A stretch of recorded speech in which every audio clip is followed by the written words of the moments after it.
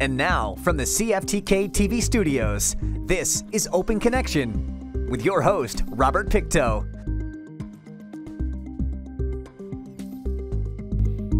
Welcome to Open Connection. I'm your host, Robert Pictou. Our show today comes to you from the traditional and unceded territory of the Tsimshian people. Originally called the artificial kidney, the first type of dialyzer was built in 1943 by Dutch physician William Koff.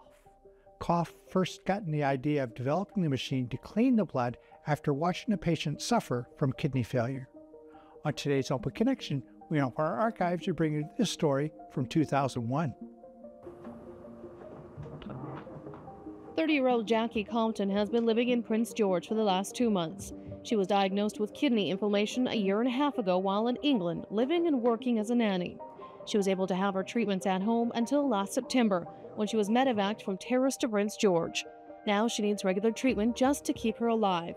There is no kidney dialysis unit in the Northwest, so Jackie's living at the Easter Seal House close to Prince George Regional Hospital, where she undergoes dialysis 3 times a week, about 5 hours each time. My body has lost over 80% of the kidney function, so I'm not passing out the toxins out of my body.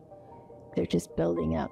And with dialysis, it's filtering the poisons out, which is giving me life. If I didn't have the treatment, I would die. So this is life-sustaining for me. For Jackie, some days are good and some are bad, depending on how well the treatment goes. There's days where you might have a bad treatment, and I'll be feeling so sick that I'll come and go right to bed. Or there's days I'll come home and I'll actually go out to eat before I come home, and then I'll watch some TV and then go to bed. So each treatment is different depending on how your body reacts that day. For Jackie, it's important to have a positive attitude. It's what keeps her going day to day.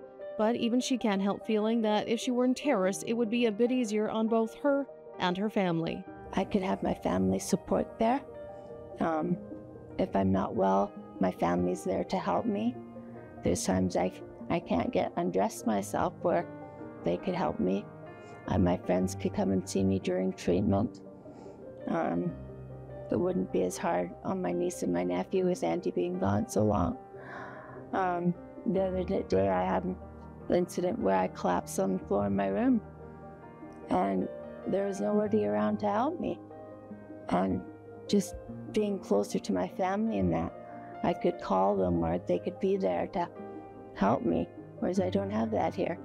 To get an idea of what the situation in the Northwest is like, consider this.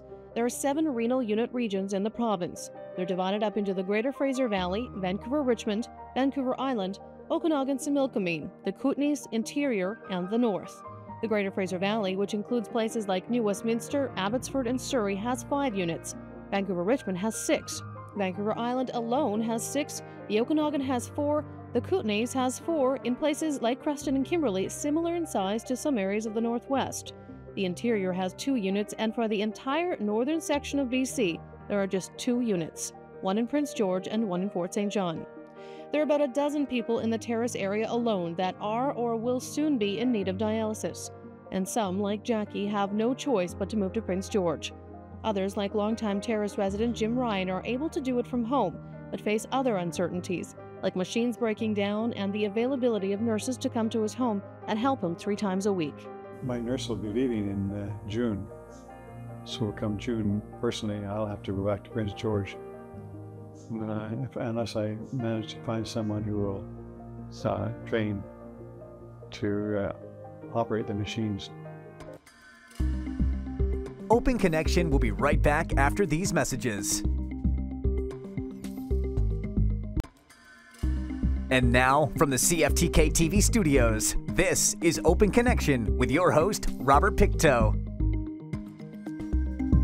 Thank you for staying with us.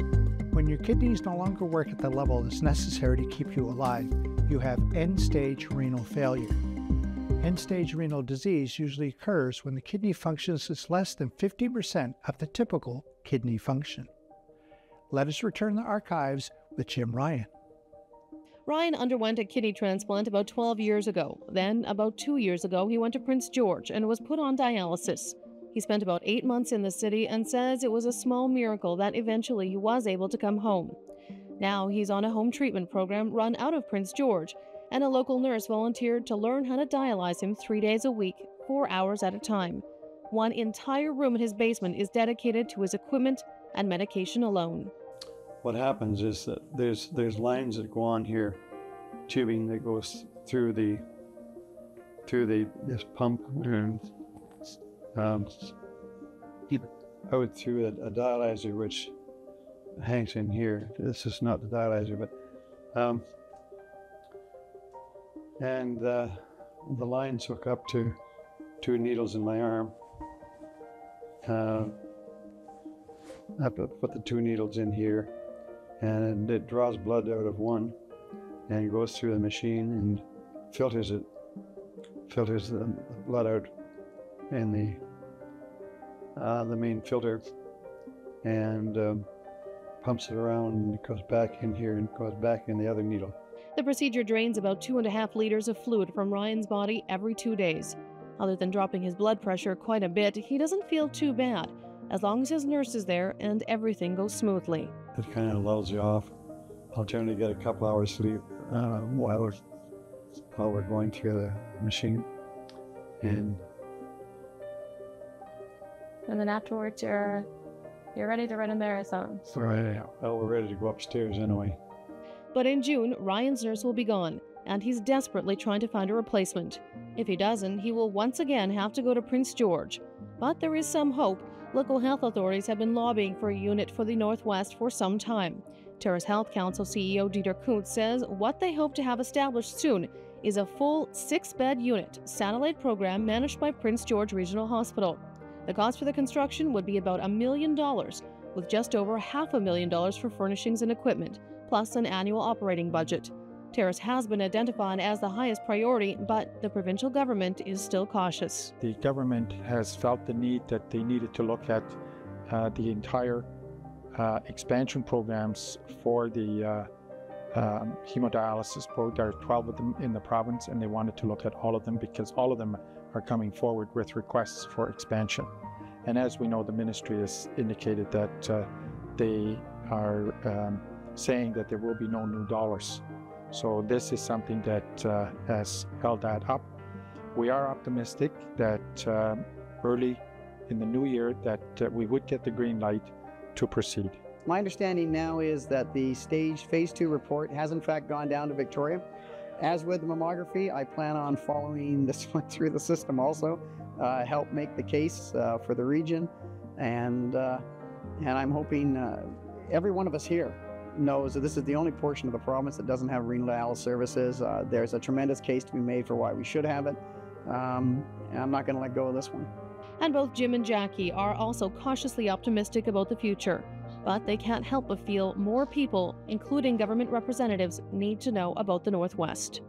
I don't think they know what we're going through. Like I said to my mom, they should live in our shoes for a week or so to understand what we have to live with daily just to survive. The powers that be, I don't think really think of this as being part of the world. You know, it's way out here somewhere. Open Connection will be right back after these messages. And now, from the CFTK-TV studios, this is Open Connection with your host, Robert Pictou. Welcome back to Open Connection. Some parents consider it vulgar and don't want their kids learning such material in school. Others oppose it for religious reasons, yet others consider sex education part of the liberal agenda to take over schools and the hearts and minds of kids. Let us return to the archives with Edna McClellan. A lot of the Kitimat teenagers do have sex or are sexually active, and a lot of them are under 15. Children will always be curious about sex, and studies show that kids who can talk with their parents about more difficult topics are less likely to engage in high-risk behavior as teens. Basically, sex education starts at a very young age. We find that it probably works best to start talking about it when they're preschoolers. and it's tailored to their level of understanding at that time, and you move right along with them. Kids are naturally curious, and initially it's like a science lesson. And then, as you hit the teenage years, certainly you're bringing more relationship issues forward. And therefore you're not going into the situation cold. To have that discussion initially when you've never talked about it would be daunting. But if it's been a topic of conversation throughout the years, it's a little easier to continue that conversation with your teenagers. And when your teen does reach that age when their peers start becoming sexually active, they have to be armed with one tool that will most likely protect them from making risky decisions. And youth counselors say that one tool is sex education. I think a lot of them are just having sex with anonymous people and using a condom, but there's still always that risk of the person, like the condom breaking, or you can still get other viruses even though you're using a condom. Actually, research shows that the better educated they are regarding sex, the more likely they are to defer that decision to be sexually active. Research has very clearly shown that. So, and I know that there are probably people who believe the reverse, that certainly the more education they have, the more likely they are because you've told them about it. Research has certainly shown that that's not correct. And with services like Planned Parenthood reporting an increased number of Northwest teens coming to them for information and for birth control, it shows that more teens are making educated choices. But when you have sex, there is always a risk. And counselors say with increasing cases of certain STDs in the region and the possibility of getting pregnant or getting someone pregnant, it's a dangerous playing field. The most common sexually transmitted disease is chlamydia at the moment. Certainly the rates of gonorrhea in the province are rising. And in the Northwest region here, we have had a number of outbreaks of syphilis, which is quite serious. We do have people who are HIV positive in our region as well. But the really important issue around or thing to think about when we have increasing rates of chlamydia, it shows that people are taking risks, and those risks are escalating, and we are going to see more HIV and AIDS in our region as these risk behaviors continue. It's been that way throughout the province, and we're no exception. A lot of them aren't even mature enough to go buy condoms on their own, so basically my opinion is if you can't buy condoms, then you're probably not even mature enough to have sex. Teens toying with drugs and alcohol. Experts say this also plays a huge role in determining your teen's sexual behavior. Our experience shows that certainly some of the unwanted pregnancies and many of the sexually transmitted diseases are contracted under the influence of alcohol and drugs. And there's certainly research that shows that for some girls particularly, their first sexual experience is done under the influence of alcohol or drugs. And so it's really important that they are prepared ahead of time for their sexual lives, and also for the effects of alcohol and drugs on their decision making. And those kinds of things are very often learned at home. Children start asking questions about sexuality very early on in their, after they learn to talk. And it's really important to keep that dialogue open. But they also do what they see. If they see in their environment that this is how adults behave, then that has more effect than actually what you say to them. So it's really for the parents setting the kind of example for your children that you want them to have.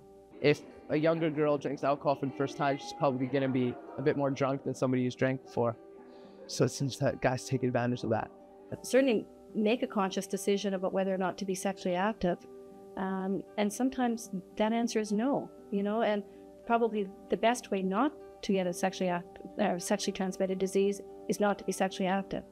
If they're going to be sexually active, certainly a condom is the way to go. You need to protect yourself. Teen counselors say if you're uncomfortable talking to your kids about sex, maybe read some books on the subject, talk to your doctor, or even friends. They say the more comfortable you are with the subject, the more confident you'll feel discussing it with your child. What they need actually is someone that they're comfortable talking with. someone that they know will keep what they say confidential. And that can certainly be your public health nurse, it could be your family physician, it could be your minister, it could be a teacher, anyone that they have developed a trusting relationship with, so they can get accurate information.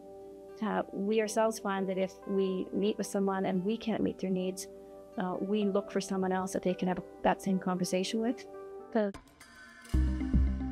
Open Connection will be right back after these messages. And now, from the CFTK-TV studios, this is Open Connection with your host, Robert Pictou. Marvel was founded in 1939 by Martin Goodman as Timely Comics, and by 1951 became known as Atlas Comics. The Marvel era began in August 1961 with the launch of the Fantastic Four and other superhero titles. In this final segment of Open Connection, we return to the archives to discover how comic books influenced a Prince Rupert playwright. It's only been 6 years now that Rudy Kelly has been involved in theater, but since he started, he's blossomed into a rather prolific writer, having penned 3 full-length plays and a number of comedy skits. And believe it or not, it all started with comics. Liked the stories, thought especially Marvel Comics, because they had, I think, different than DC in that they had real characteristics, human characteristics for their comic characters, like Spider-Man having losing his uncle and Iron Man being an alcoholic. I thought those were that was neat to have human qualities, always keeping human qualities no matter how outrageous the circumstances were. A Habs fan, which we won't hold against him, a single father, and a former journalist. Kelly comes from a rather lowly background. Born and raised in Prince Rupert, he grew up living in rather small apartments with his parents and 5 brothers and sisters. Although admitting he was a bit of a delinquent in high school, Kelly did eventually go on to college, where he chose to become a print journalist, with hopes of becoming a novelist in the long run. If there is one thing you can say about Kelly's writing, whether it's his columns or plays, it grabs your attention. You bitch! Max?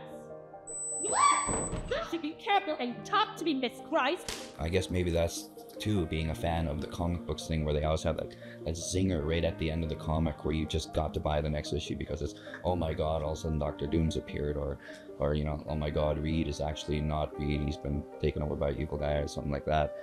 I like doing that at the end of almost all of my plays. I tend to look for a real big punch at the end of the act that will leave people kind of with a bit of a gasp, and certainly send them to the lobby where they can sit there and talk and go, wow, didn't see that coming. At least, you know, that's what I hope they're saying, is, you know, that, man, that sure came out of left field, and it is jarring, where, you know, particularly, especially if they've been laughing a lot. You know, it's always good to set them up at the last, get them feeling pretty comfortable, and all of these are just comfortable, fun people having a light time, and also, oh, geez, well, look what happened there, that is not so light. One of the scenes that could be categorized as a jolter would be from his second production, Jesus 2001.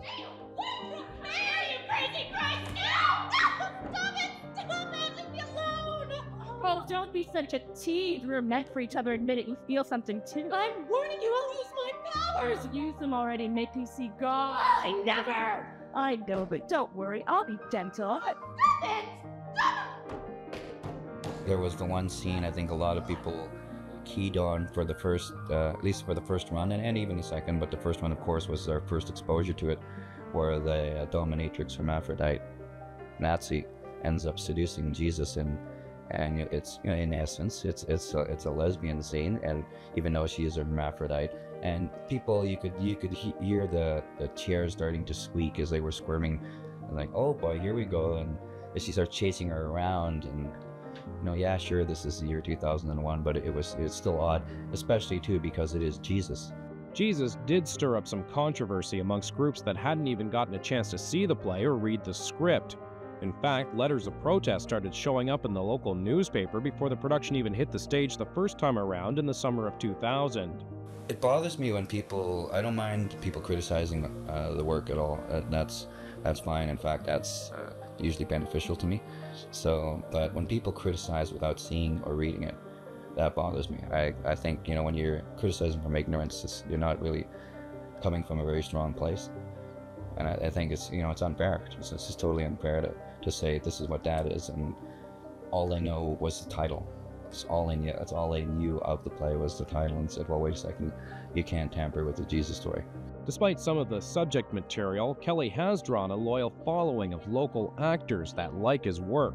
I think his writing skills have really progressed over the years, and I think he's kind of got a little bit more darker in the last little while. Seeing some of his works, I really have enjoyed working with those scripts because you're really fleshing them out at first light, whereas something you would get out of a script catalog maybe being done 20 times this year across Canada.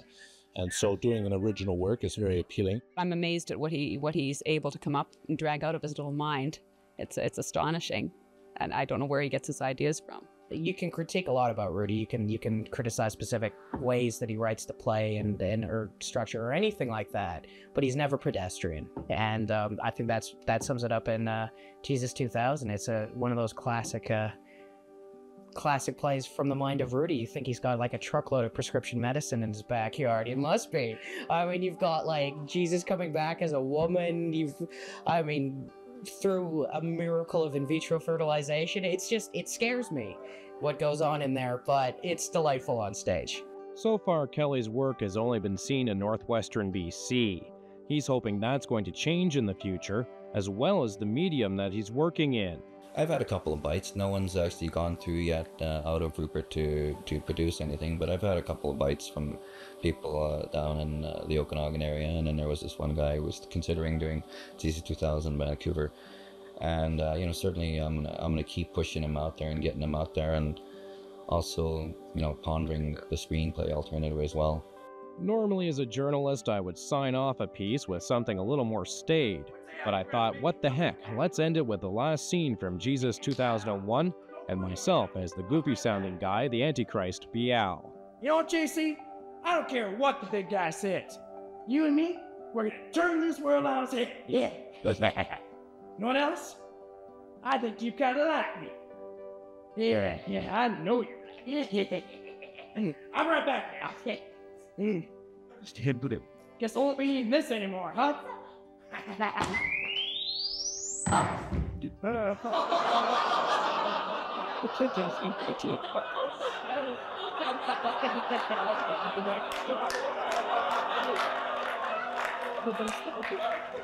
Oops!